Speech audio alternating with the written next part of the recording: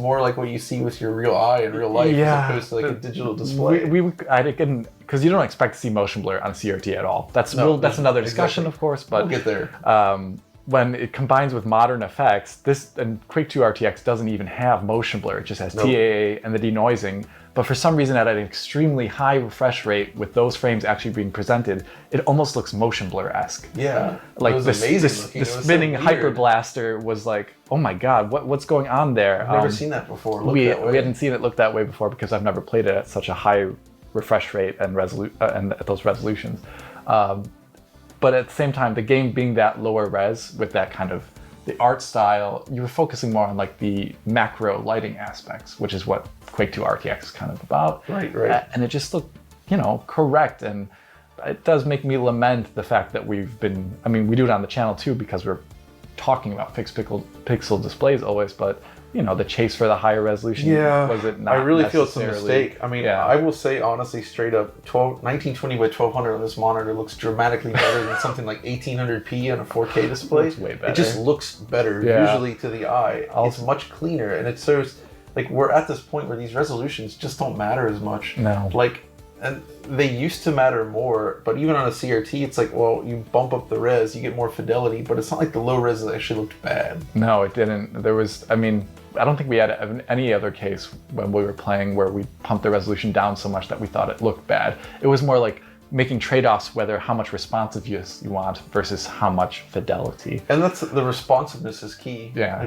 And motion blur, like you played Blood at 120 and immediately you get to see that feeling where there's no motion blur at all. Like it's just completely smooth in a way. It's so good. And if you're used to retro games on a CRT, you're used to 60 hertz, but when you jump up to these high refresh rates on a CRT, you combine that with the lightning fast input response. It just feels otherworldly. Like it really looks and feels unlike anything else. And it really does feel like we've kind of lost something. And I understand it's not feasible to manufacture these anymore, and most people wouldn't want them. Most people aren't sensitive to these things, but I do think if we took the average person...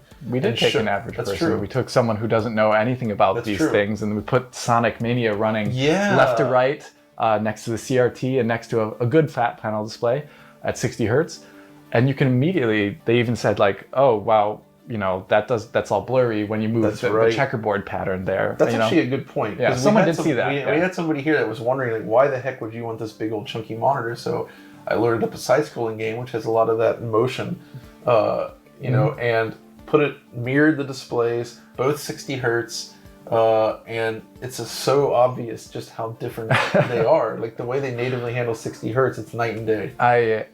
Speaking of things, like the one thing that I really enjoyed was obviously the NVIDIA control panel is something else, you creating custom resolutions that worked, and even though they were like very odd, they all worked and looked good. You can go out of spec on these monitors. You can just like that's what I was doing with Sonic Mania, where I wanted to get the exact pixel resolution, but like a little bit higher, and then I applied the in-game CRT filter, and it ends up looking like a real PVM, like on this thing, but in widescreen.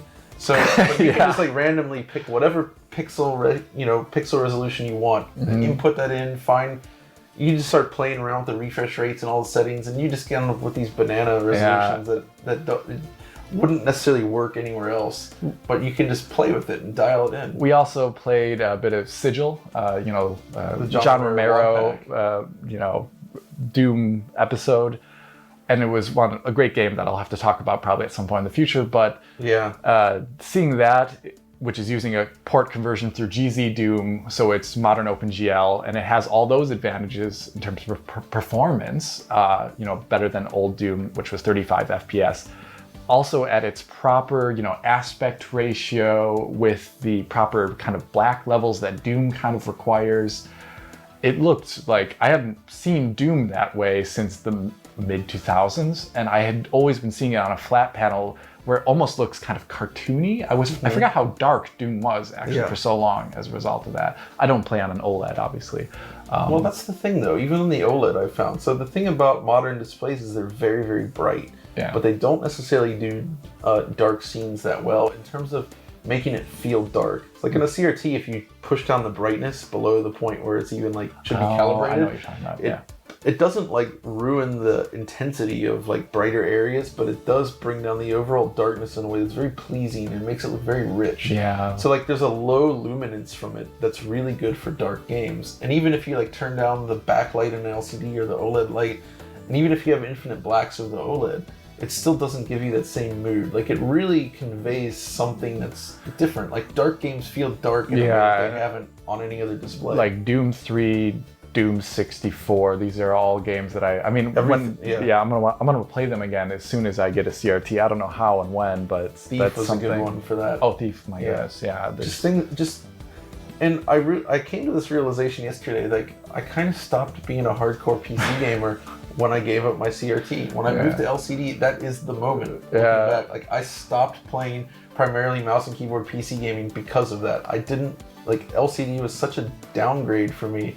Like it's really pushed me away from wanting to PC game. It just didn't feel the same. It's it's a tweaker's paradise, I think, because you can't actually be completely unsatisfied with different resolutions, which is something. So like instead of going into the settings to tweak your game to perfection, what you can do is tweak your monitor.